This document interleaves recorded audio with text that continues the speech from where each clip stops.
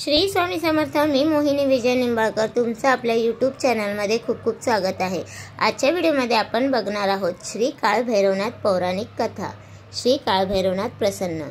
श्री काळभैरवनाथाच्या अवताराची कथा काशीखड्ड या पौराणिक ग्रंथामध्ये आहे. एकदा श्री विष्णू व ब्रह्मदेव एकत्र बसले असता त्या दोघांमध्ये आपणामध्ये श्रेष्ठ म्हणून वाद निर्माण झाला. ब्रह्मदेव म्हणाले, मी सर्व सृष्टीचा कर्ता आहे, त्यामुळे मी श्रेष्ठ आहे. त्यावर विष्णू म्हणाले, मी त्या सृष्टीचा पालनकर्ता व तारणहार आहे, तेव्हा मी श्रेष्ठ आहे. दोघांचा वाद मिटेना तेव्हा त्यावेळी तेथे नारद मुनींचे आगमन झाले. नारद मुनींनी त्यांना वाद मिटवण्यासाठी तुम्ही बद्रिकाश्रमी जावे. तेथे मुनीश्वर अत्रि ऋषी, मार्कंडेय ऋषी, बदकावल्लभ ऋषी, दधीची ऋषी, मारीची ऋषी, पिपलादी मुनी आहेत. तेथे तुमचा वाद मिटू शकतो असा सल्ला दिला. ते दोघे बद्रिकाश्रमी गेले. तेथे गेल्यावर सर्व ऋषीमुनींना त्यांनी सांगितले की आमच्या दोघांमध्ये श्रेष्ठ कोण आहे हे तुम्ही सांगावे. त्यावर सर्व ऋषीमुनींनी नमस्कार केला असता विष्णू म्हणाले की तुम्ही आमच्या दोघांपैकी कोणाला नमस्कार केला. त्यावर ऋषीमुनी म्हणाले, असंख्य ब्रह्मांड जयाचा खेळ, घडिता मोडिता न लगे वेळ, तो ब्रह्मरूप मृगा कथाळ, अकथ्य झाला शिव तो. आम्ही तुम्हा दोघांना नव्हे, शिवाला नमस्कार केला आहे. तुम्ही श्रेष्ठ आहात ही तुमची विपरीत बुद्धी आहे. तुम्हा दोघांपेक्षा भगवान शिव हे श्रेष्ठ आहेत. या उत्तराने त्या दोघांचेही समाधान झाले नाही. तेव्हा ऋषी मुनींनी सांगितले की तुम्ही ईशान्य दिशेला वेदपुरी आहे, त्या ठिकाणी जाऊन तुम्ही वेदांना कोण श्रेष्ठ आहे हे विचारावे. तेव्हा विष्णू आणि ब्रह्मदेव ईशान्य देशाला वेदपुरीस पोहोचताच त्यांच्या महाद्वारात शिवाची प्रतिमा दिसली.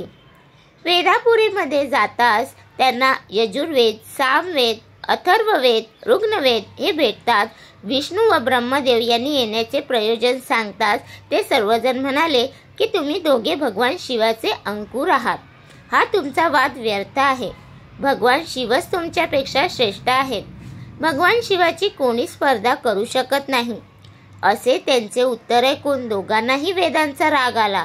ते दोघेही वेदांना व ऋषीमुनींना अभद्र बोलून त्यांचा अपमान करू लागले. तेव्हा वेदांनी त्या दोघांना ओंकारेश्वराकडे जाण्याचा सल्ला दिला. तेथून ते दोघे ओंकारेश्वराकडे आले. तेथे ओंकारेश्वरांनी त्यांचा श्रेष्ठत्वाचा वाद ऐकून घेतल्यावर म्हणाले की तुमचा हा वाद व्यर्थ असून हे सर्व ब्रह्मांड भगवान शिवाच्या अधीन आहे. तेव्हा भगवान शिव हे सुंदर व श्रेष्ठ आहेत. हे ऐकल्यावर विष्णू व ब्रह्माला सर्वांचा राग आला. तेथेही ऋषीमुनी वेदांचा व ओंकारेश्वराचा अपमान केला. तुम्ही सर्व शिवाला भुलले व इतर शब्दात त्यांचा अपमान केला. वेदांचा, ऋषीमुनींचा व ओंकारेश्वरांचा अपमान केल्यामुळे श्री शंकर तेथे प्रगट झाले. या सर्वांचा अपमान सहन न झाल्यामुळे श्री शंकरांचा राग अनावर झाला. त्यांनी आपला उजवा हात आपटला. त्या क्षणी तेथे उग्रमुनी, लांब जटा असलेले हाती त्रिशूल, कंठी रुद्रमाला, कानात कुंडले अशा उग्र रूपात श्री काळभैरवनाथ अवतीर्ण झाले. श्री शंकरास म्हणाले की मला कोणत्या कार्यासाठी उत्पन्न केले आहे ते कार्य सांगावे. तेव्हा श्री शंकर म्हणाले, ब्रह्मा आणि विष्णू या दोघांमध्ये श्रेष्ठ कोण यावरून दोघांचा वाद चालू आहे. तुम्ही वेदपुरीत जाणून त्याचा वाद मिटवावा. श्री शंकराची आज्ञा घेऊन श्री काळभैरवनाथ वेदपुरीस जेथे ब्रह्मा आणि विष्णू बसले होते तेथे तात्काळ आले. तेव्हा त्यांना दोघांनी विचारले की तुम्ही कोण व कशासाठी आले आहात. तेव्हा श्री काळभैरवनाथाने सांगितले की मी भगवान शिवाचा अवतार असून मला शिवाने निर्माण केले आहे. तुमच्या श्रेष्ठत्वाचा वाद माझ्या नाकासारखा असून मी तो तत्काळ सोडवीन. तेव्हा श्री काळभैरवनाथ ब्रह्मदेवास म्हणाले की तुम्ही 21 स्वर्गात जा व तिथे माझा मुकुट पहा.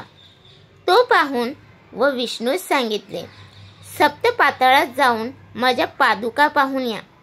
जो कोणी तुमच्या दोघांमध्ये प्रथम काळभैरवनाथाच्या पादुका पाहण्यासाठी निघालो आहे. अजून किती खोल मला जावे लागेल. त्यानंतर पाताळकंद त्यांनी पाहिला की आजपर्यंत लक्ष कोटी युगे झाली व अनंत कोटी ब्रह्मांडातून तुमच्यासारखे कोटी विष्णू आले. ते पाताळात गेले. ते अजूनवर आले नाहीत. त्यावर विष्णूंचा अहंकार संपला व ते पुन्हा काळभैरवनाथाकडे आले. येईल तोच श्रेष्ठ असेल. त्यानुसार दोघेही जाण्यास तयार झाले. विष्णू सप्त पाताळात जायला निघाले. विष्णू सहस्र योजने पाताळात जाऊ लागले. तेव्हा कुठे पहिल्या पाताळात येऊन पोचले. तेथे त्यांना पाताळकंद भेटले. इकडे मुकुट शोधण्यासाठी ब्रह्मदेव पहिल्या स्वर्गात गेले. तेथे त्यांना कामधेनू व केतकी भेटली. त्यावर ब्रह्मदेवाने विचारले की अजून किती ब्रह्मांडे फिरावे लागतील तेव्हा मुकुट दिसेल. तेव्हा त्या दोघी म्हणाल्या की तुम्ही आतापर्यंत एक ब्रह्मांड फिरून इथपर्यंत आलात. असे अनंत ब्रह्मांड फिरावे लागतील तेव्हा तुम्ही तेथपर्यंत पोचाल. तोपर्यंत तुमचे आयुष्य संपेल. तेव्हा मुकुटाचा नाद सोडून ब्रह्मदेव त्या दोघींना म्हणाले की मला श्रेष्ठ पद मिळवण्यासाठी तुम्ही दोघी माझ्याबरोबर चला व श्री काळभैरवनाथांना सांगा की ब्रह्मदेव मुकुट पाहून आले आहेत. माझ्यासाठी तुम्ही खोटे बोलले तर तुम्हाला कुठलेही पाप लागणार नाही. त्यावर त्या दोघी येण्यास तयार होऊन ते तिघेही श्री काळभैरवनाथाकडे आले. तिथे आल्यावर ब्रह्मदेव मुकुट पाहून आल्याचे बोलू लागले. साक्षीदार म्हणून कामधेनू व केतकी आहे असे सांगितले. श्री काळभैरवनाथांनी क्षणात ओळखले की हे तिघेही खोटं बोलत आहे. त्यांना राग अनावर झाला व आपल्या डाव्या हाताच्या नखाने ब्रह्मदेवांचे शिर उडवले व नंतर कामधेनूस शाप दिला की तू खोटं बोललीस म्हणून तुझे तोंड अपवित्र राहील व केतकीस शाप दिला की तू श्री शंकराच्या डोक्यावर असते ते स्थान व्यर्थ होईल व तुझ्या स्वर्गाला काटे लागतील. त्यावर त्या दोघींनी माफी मागून उशाप मागितला. तेव्हा कामधेनूस सांगितले की तुझे गोमूत्र पंचामृतासारखे राहील. एवढ्या श्री भगवान शंकर तेथे प्रगट झाले. ब्रह्मदेवाचे जमिनीवरील प्रेत पाहून त्यांना त्यांची दया आली. त्यांनी विचार केला की अहंकार झाला की मती फिरते व इष्टदेवतांचा ऋषींचा अपमान केल्यामुळे ब्रह्मदेवांची ही अवस्था झाली. त्यांना श्रीने सांगितले की तुझ्याकडून घडले आहे तेव्हा तू हे ब्रह्मदेवाचे मुंडके घेऊन त्रैलोक्याची तीर्थयात्रा कर.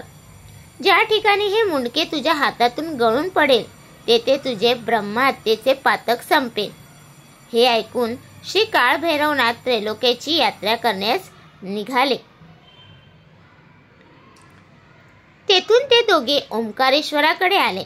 तेथे ओंकारेश्वरांनी त्यांच्या श्रेष्ठत्वाचा वाद ऐकून घेतल्यावर म्हणाले की तुमचा हा वाद व्यर्थ असून हे सर्व ब्रह्मांड भगवान शिवाच्या अधीन आहे.